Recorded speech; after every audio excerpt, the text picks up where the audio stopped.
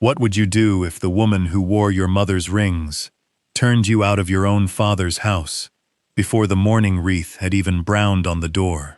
What would you do if your only shelter was a place the village called cursed, a locked and leaning dower house at the edge of Briar Ridge, given to you not out of kindness, but as a joke meant to break you? Susan Gray, 22 years old, was handed the key to that ruin the same week her father was buried, and everyone in the county laughed. But the truth waiting behind the attic door would rewrite every laugh into silence. Stay close, settle in by the fire. Let us know where you are watching from, because this story turns on a hinge no one saw coming. The cart set her down at the crossroads at dusk. Rain had been falling since Ashford. A fine, cold rain that soaked through wool without seeming to touch it. And Susan stood a long moment with her single trunk at her feet before she lifted it and began to walk. The lane to the Dower house ran between two hedgerows, so tall and unpruned they met overhead in places, and the light beneath them was the color of wet slate. She did not cry. She had done her crying in the corner of the housekeeper's pantry the night her stepmother, Mrs. Adela Gray, had opened the front door and told her plainly that a daughter of the first wife was not a daughter of the house. Susan carried the trunk on her hip when her arms grew tired, and switched shoulders, and carried it again. Her boots were the pair she had mended twice already, the left sole stitched with waxed thread through a hole no bigger than a shilling. Her hands were red at the knuckles. Her hair, which her father had once said was the exact brown of a chestnut just fallen, was pinned tight beneath a bonnet dark with rain.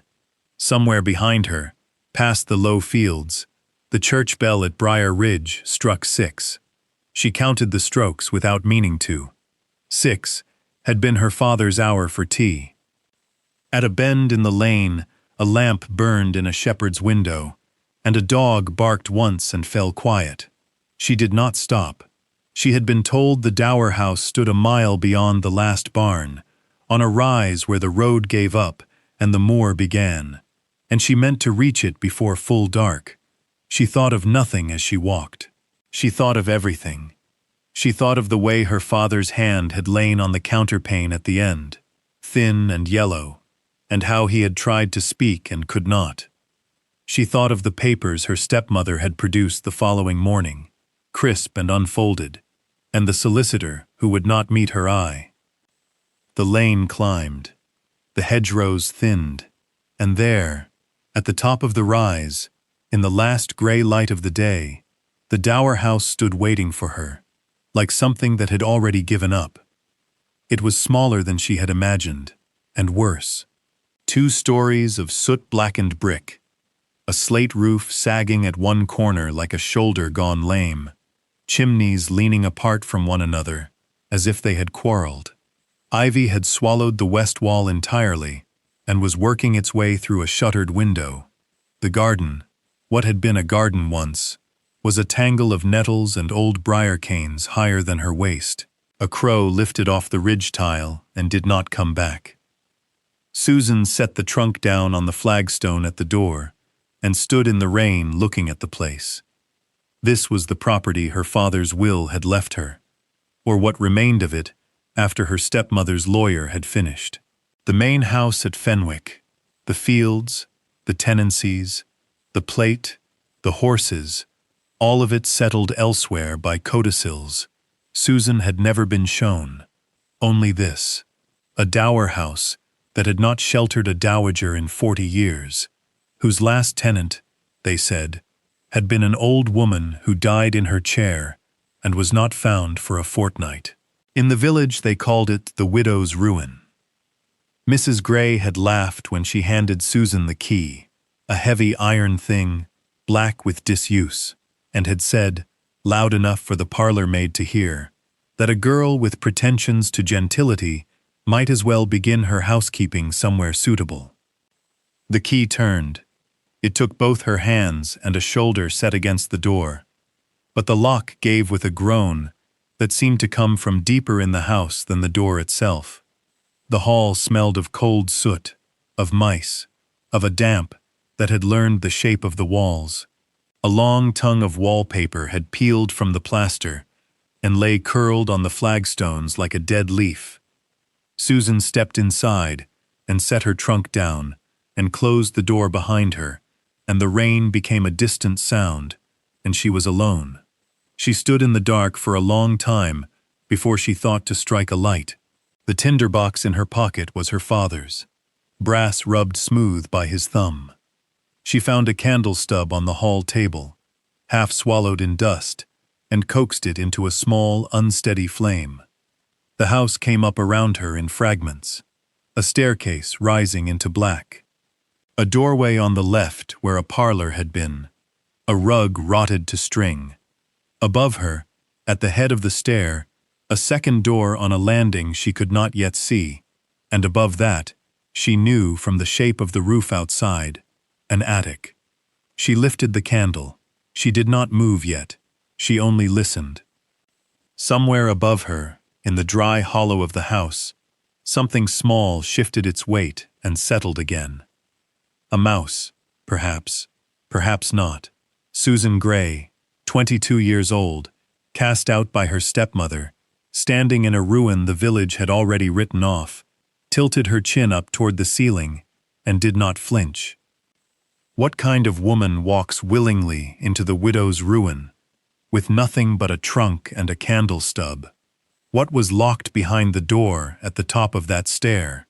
And why had her father, in the last clear week of his life, made certain this one property, and no other, came down to her? If a story about quiet courage and buried truth is the kind of story that keeps you by the fire, take a moment now to leave a comment telling us where you are watching from, and subscribe so the next tale finds you. Because what Susan carried up those stairs the following morning was only the beginning. The candle flame steadied, and in its small light the hallway seemed to lean closer, and Susan's mind, unwilling yet to climb, went back to the morning she had left Fenwick. It had been dry then, and cruel with sun. Mrs. Adela Gray had stood on the top step of the house, in black bombazine that rustled when she moved, and had waited until the yardman and the parlor maid and two women from the village, who were pretending to beat a rug, were all within hearing before she spoke. The iron key had lain in her gloved palm like a dead thing. "A daughter of the first wife," she had said, loud and clear, "is not a daughter of the house." Susan had taken the key. She had not answered. She had only felt the weight of it, cold through her thin glove, and thought how her father had once lifted her onto his shoulders in that same doorway. Word traveled ahead of her down the lane, as words in a village always do. By the time she reached the cross at Briar Ridge, the baker's wife had turned her face to the flour bin. Two boys by the pump stopped their play. A woman she had known since childhood, who had brought jellies to the house when Susan's mother lay ill, looked once through the small window of her cottage and drew the curtain. At the corner where the road to Ashford met the lane to the moor, Squire Halloran had come out of the coaching inn with a glass still in his hand. He was a wide man in a plum waistcoat, one of Mrs. Gray's card partners, and he had laughed before he spoke, the laugh going ahead of him like a herald. "So it is true," he said, loud for the yard. "The little gray girl to the widow's ruin. Well, she has the roof for her manners." Two grooms in the inn yard had grinned into their sleeves. A carter had made a slow business of buckling a strap and had listened. "A fortnight," the squire said. "I give her a fortnight before she is back at some kitchen door, begging bread." Susan had walked past him without turning her head. She had felt the flush climb her neck under the bonnet and had not let it reach her face. Behind her the laugh went on, thinning as the lane rose. Only once did anyone speak to her plainly. An old woman was sitting on a bench outside the almshouse where the road bent past the churchyard, a shawl the color of ash pulled close, hands folded on a stick worn shiny at the crook. Susan did not know her name. The old woman lifted her head as Susan came level, and her eyes were pale and very steady. "The house keeps what the house was given," she said. "Look up, girl, not down." Susan had stopped.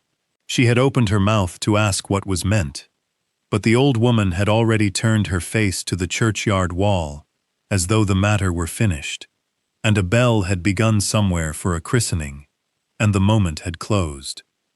Susan had walked on, with the words settling into her, uncomprehended, the way seeds settle into a furrow before rain. "Look up, not down."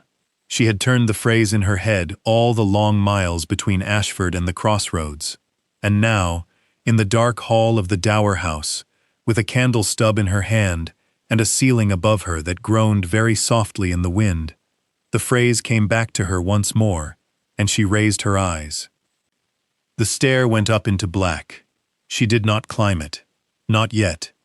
She did what a tired woman does when she has walked 10 miles and been laughed at by a squire and a village. She set the candle in a saucer on the hall table, dragged her trunk into the parlor doorway, where the draught was less, and sat down on it. She unpinned her bonnet.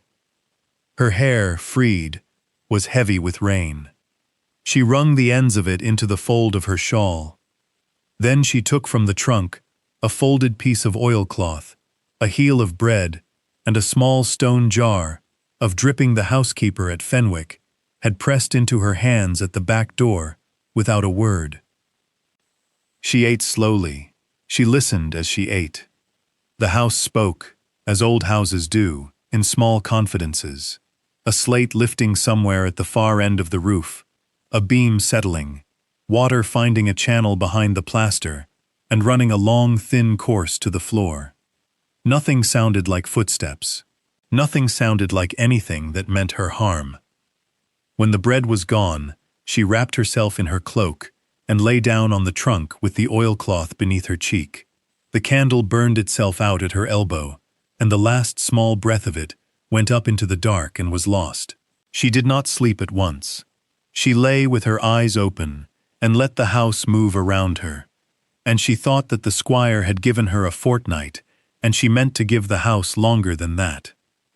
Morning came gray and slow.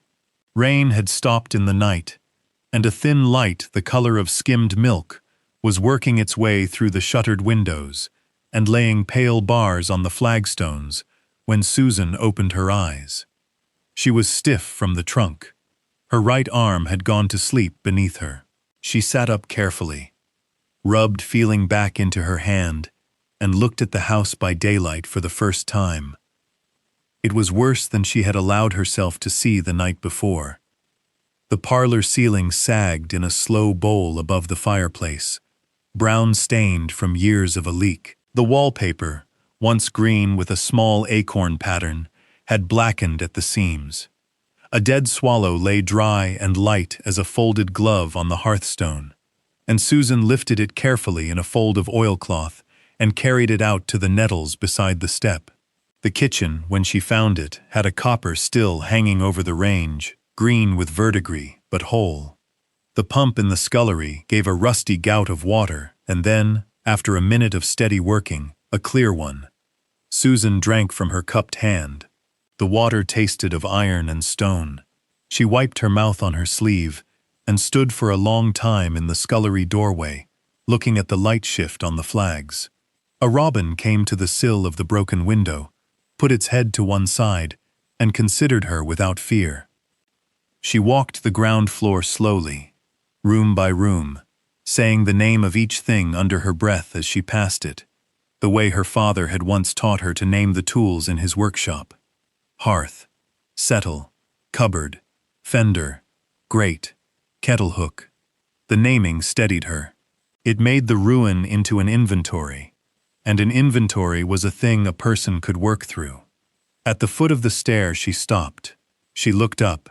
She heard, above her, in the closed, dry hollow beneath the roof, the same small settling shift she had heard the night before.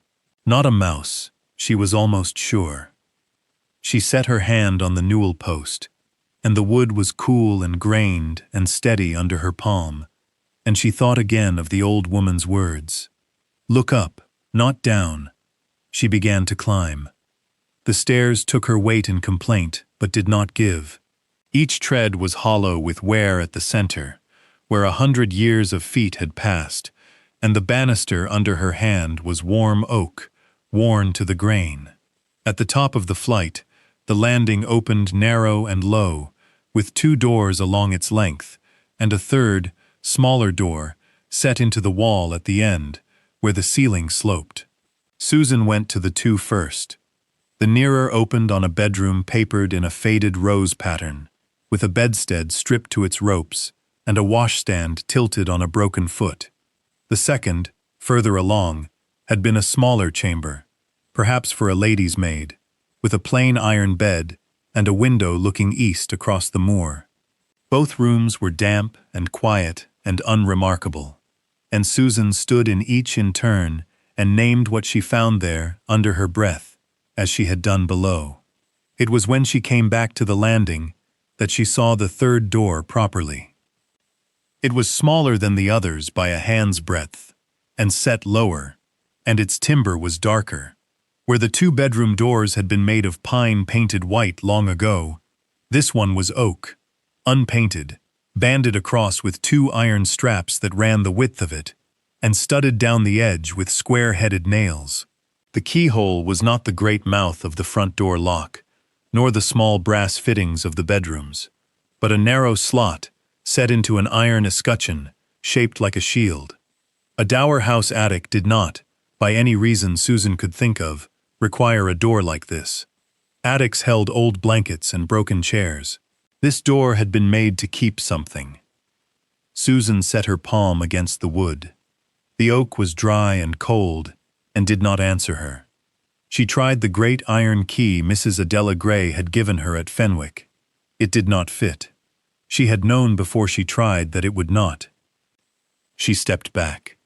She looked up at the door, and then at the low ceiling above the landing, and she thought of the small settling shift she had heard in the night, and again from the foot of the stair.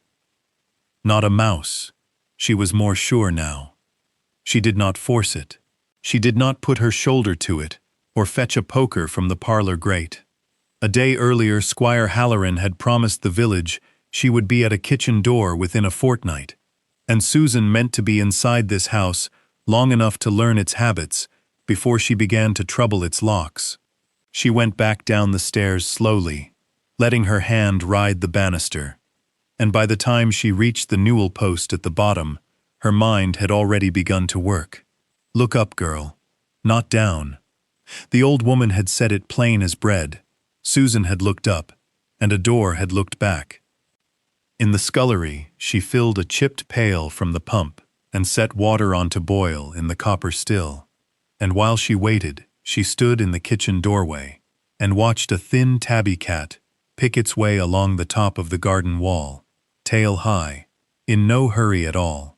The cat paused at the corner nearest the step and considered her for a long moment with green, unhurried eyes, and then dropped down into the nettles and was gone. Susan did not call it. She thought it would come back, or it would not, and either way she had work. That morning she began at the parlor hearth. She swept out ash the color of bone, and a nest of last year's twigs, and she scoured the grate with a handful of river sand from a jar in the scullery, until the iron showed black again beneath the rust.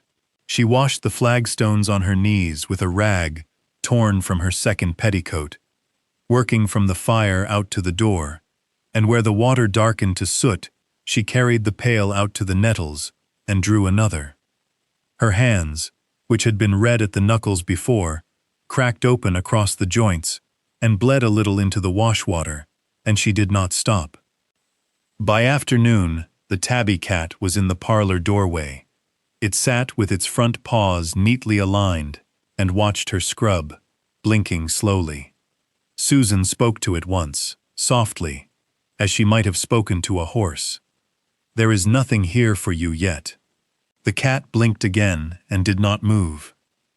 When she went out to the pump for a fourth pail, the cat followed her as far as the scullery flags and stopped there, and when she came back, the cat was in the parlor doorway again, as though the scullery threshold were a matter for another day. She worked for 3 days like that, before she noticed the second thing. She had cleared the parlor, and swept the hall, and beaten what remained of the rug against the wall of the garden, until dust hung in the air like weather. On the third afternoon, standing on a kitchen chair to sweep cobweb from the parlor lintel, she saw, cut shallow into the underside of the beam, where no eye passing beneath would ever find it, 2 letters and a date, J.G., 1832, her father's initials, the year of his marriage to her mother. Susan stood on the chair for a long time, with the broom in her hand, and did not move. Her father, in her memory, had not spoken of the Dower house once. It had been a property distant from Fenwick, tenanted long ago and then not, a line in an inventory. She had believed, until Mrs. Adela Gray produced the will, that he had likely never crossed its threshold. Yet here, on this beam, above the parlor of a house said to have sheltered no dowager for 40 years, his hand had gone with a knife. She got down from the chair carefully. She put her palm against the underside of the beam where the letters were, and the wood was warm from the low sun through the west window. That evening she found the third thing. In the scullery the flags ran level, and even everywhere except in the far corner beside the copper, where one stone stood a hair proud of its neighbors, and its mortar, when she scraped it with her thumbnail, came away too easily, as though it had been laid not with lime, but with something meant to be lifted. She scraped a little more, and then made herself stop.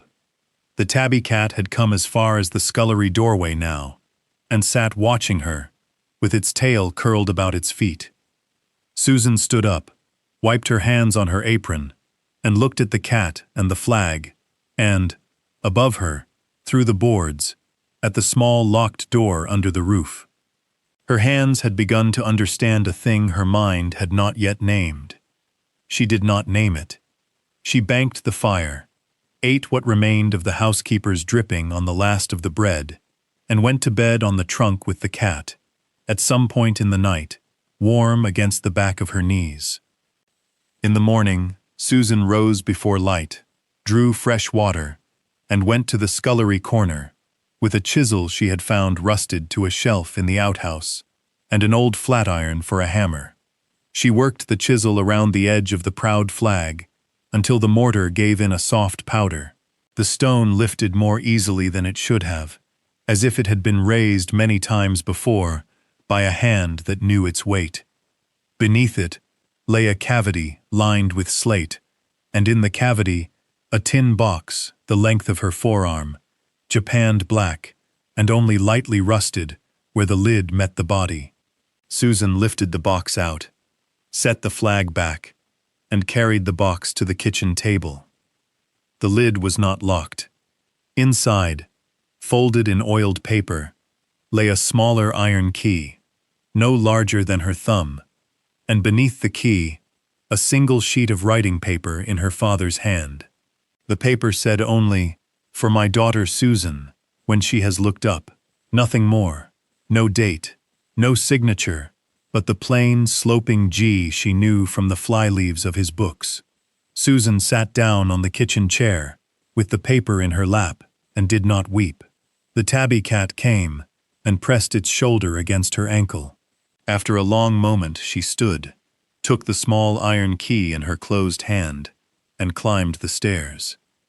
The little key fit the shield-shaped escutcheon of the oak door under the roof, as though it had been ground for it.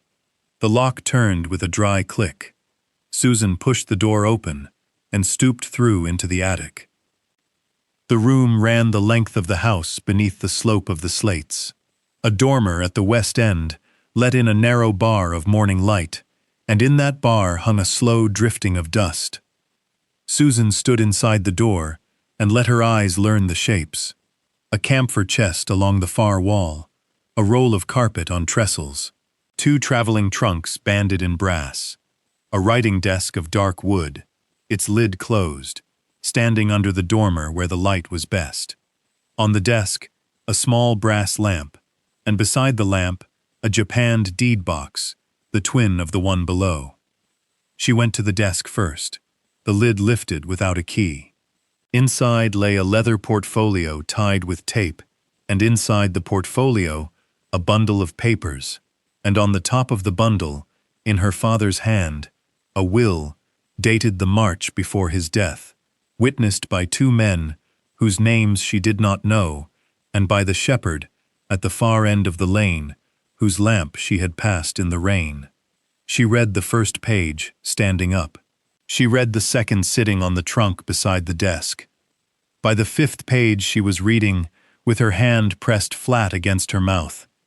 The will left to Susan Gray, sole surviving child of his first marriage, the whole of Fenwick and its farms, the tenancies at Ashford and Combe, the plate, the horses, and the moneys held in her father's name at the bank at Ashford. To his second wife, Adela, it left an annuity, sufficient and no more, and the use of the South Lodge for her lifetime. Beneath the will lay bank drafts, a rent book in her father's hand, showing sums that had been paid to the estate for years, that Mrs. Adela Gray's solicitor had sworn were fallow, and, at the bottom of the box, in a chamois pouch, Susan's mother's rings. Susan lifted the rings into her palm. The gold was warm from nothing but her own hand.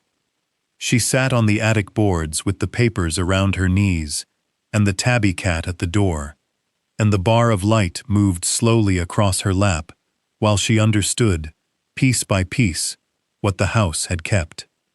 She did not go down at once. She read every page. She matched each draft to each entry. She found, folded inside the rent book, a letter from her father to his solicitor at Ashford, unsent, in which he wrote that he did not trust the man his wife had brought into the estate, and that he would lodge the true will where only Susan would think to look. Susan read the letter twice, folded it back into the rent book, and set the rent book on top of the will. That night the wind came off the moor.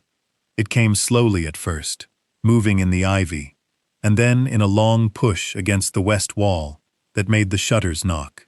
By midnight rain was driving across the slates in sheets, and by the small hours a slate gave at the corner where the roof had sagged, and water began to come through the ceiling of the little chamber next to the attic in a steady rope. Susan was awake. She had heard the slate go. She climbed to the landing with a candle, and saw the water darkening the plaster above the maid's chamber, and running down the wall toward the boards over the parlor, and beyond that wall, 3 feet away, through lath and slate, the desk under the dormer, with her father's papers on it. She did not think. She went up into the attic, gathered the will, the drafts, the rent book, the letter, and her mother's rings into the oiled paper the small key had lain in, wrapped the bundle in her cloak, and carried it down to the kitchen. She set it on the highest shelf of the dresser, above the reach of any leak. Then she took the pail and the chisel, and went out into the rain. The lane ran with water to her ankles.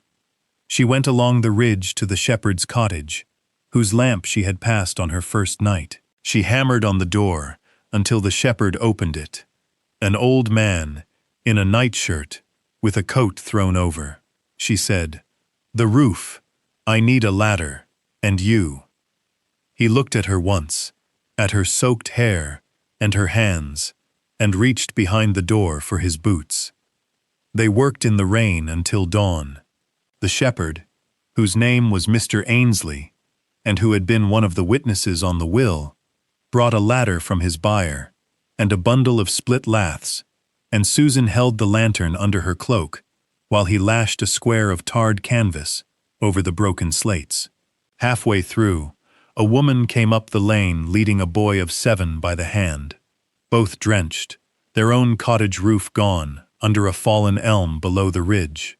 Susan took them into the parlor, lit the fire she had cleaned, gave the woman her second petticoat for the child, and set the kettle on the crane. When the shepherd came down from the roof, His beard was streaming, and his hands shook, and he sat by Susan's fire, with the woman and the boy, while the rain fell on canvas above their heads, and not on the papers on the dresser shelf. Susan stood at the parlor door in her wet dress, and watched them. 3 days ago, she had swept ash out of the hearth they were warming their hands at. She thought, quite clearly, that she would not go back to Fenwick as a beggar to ask for what her father had already given her. She would go as its owner. She would go when the rain stopped, and not before, and she would take the will in her hand. The rain stopped at the end of the second day. Susan slept 4 hours by the parlor fire, woke to a sky washed clean, and a hedgerow full of dripping thrushes, and put on her drier dress. Mr. Ainsley had gone home at first light to see to his ewes. The woman and the boy were still asleep under a folded blanket on the settle. Susan took the oiled paper bundle down from the dresser shelf, tied it inside her cloak against her chest, and set out on foot for Ashford. The road ran soft with mud. At Briar Ridge Cross the baker's wife was setting loaves on the sill to cool, and did not turn to the flour bin this time. She watched Susan pass, and after a moment, wiped her hands on her apron, and stepped into the road as though to speak, then did not. The 2 boys at the pump had grown quiet. A carter tipped his hat. At Ashford, Susan asked in the market square for the office of a solicitor named Mr. Redgate, whose name her father had written twice in the rent book margins. She was directed to a narrow door beside the ironmonger's. Mr. Redgate was a spare man of middle years, with ink on his cuff and spectacles pushed up on his forehead. He rose when Susan came in, and did not sit again until she had spread the papers on his table. He read the will first, then the drafts, then the rent book, then the unsent letter. He read the letter twice. He looked up at Susan over the spectacles. "You found these where?" he said. "In the Dower house," Susan said. "In the attic. My father left me the key." Mr. Redgate was quiet a long moment. Then he said, "This is your father's hand, I know it. And Mr. Ainsley's mark, I know as well." He touched the rent book with one careful finger. "The lady at Fenwick has been drawing on rents she declared uncollected. That is a matter for the courts, and it will not be difficult." He asked Susan to leave nothing behind and to walk back with him at once. He took his hat down from a peg. On the way to the door, he said, quietly, "Miss Gray, your father spoke of you, not by name. He said his elder girl had a slow eye and a straight back. I did not know until now what he meant. They went to Fenwick together, in a hired trap. Word had run ahead of them along the lanes the way word runs in country places. When the trap turned in at the gates, the yardman was standing in the drive with his cap in his hands, and would not raise his eyes. The parlor-maid opened the door before they reached it. Mrs. Adela Gray was in the morning room in her bombazine. She rose when Susan came in, and her mouth opened and closed once. Mr. Redgate laid the will on the table between them, and did not speak. Mrs. Gray read 3 lines and sat down. "There has been," she began, "a misunderstanding." "There has been a will," Mr. Redgate said, "and a rent book, and a letter." Mrs. Gray looked at the letter. She was a proud woman and did not weep. After a long moment, she drew from her finger the ring that had been Susan's mother's, and set it on the paper without meeting Susan's eye. "The South Lodge," she said, in a smaller voice than Susan had ever heard from her, "will do for me." "It will," Susan said, "only that." Word of the letter, and the rent book was in Briar Ridge by evening. At the coaching inn, Squire Halloran was told over his glass, and set the glass down, and did not finish it. When Susan next passed the inn yard on foot, he was standing at the arch with his hat already off, and he inclined his head as she went by, and said only, "Miss Gray." Susan returned the greeting and walked on. The old woman outside the almshouse was on her bench in the sun. Susan stopped this time. The old woman looked up from under her ash-colored shawl and smiled without surprise. "You looked up, then," she said. Susan said, "I did." The old woman nodded once and turned her face back to the churchyard wall. By the end of that week, the woman and the boy had gone back to their cottage under a new thatched roof, paid for from the Ashford account. Mr. Ainsley had a new ladder. The parlor maid at Fenwick came to Susan with a bundle of linen that had belonged to her mother and had been kept, without permission, in a locked press. Susan took the linen and kept the maid on, and gave the housekeeper who had put the dripping into her trunk the keys of the still room in her own hand. Susan did not close the Dower house. She had the roof properly slated before the frosts, the west wall stripped of ivy, the garden cut back to its old bones. She kept the small oak door under the roof unlocked, and its key on a nail beside it. The tabby cat moved with her between the two houses, and slept by whichever fire was lit. On an evening in late autumn, Susan walked up the lane to the Dower house alone. The hedgerows were bare, and the light was the low copper light of the year's end. She let herself in with the great iron key her stepmother had once put into her hand on the top step at Fenwick, and she stood a while in the parlor, where the hearth was swept, and the beam with her father's initials showed clean above the mantel. Mr. Ainsley met her at the garden gate as she came out, on his way down from the ridge with his dog at his heel. He touched his hat. "A fine house now, miss," he said. Susan looked back at the soot-blackened brick, and the mended roof, and the pruned briars, and at the small square window under the slates, where the desk stood. "It was never the ruin," she said. "It was only the key." She walked with him down the lane in the last of the light, and the church bell at Briar Ridge struck 6, and she counted the strokes, and went home. Thank you for staying with Susan to the end of this quiet road, for sitting through the rain and the ash and the slow turning of a house from ruin into inheritance. If this story of patience rewarded moved you, leave a kind word below, tap the like, and subscribe for the next tale waiting by another cold hearth. Until then, be well and look up.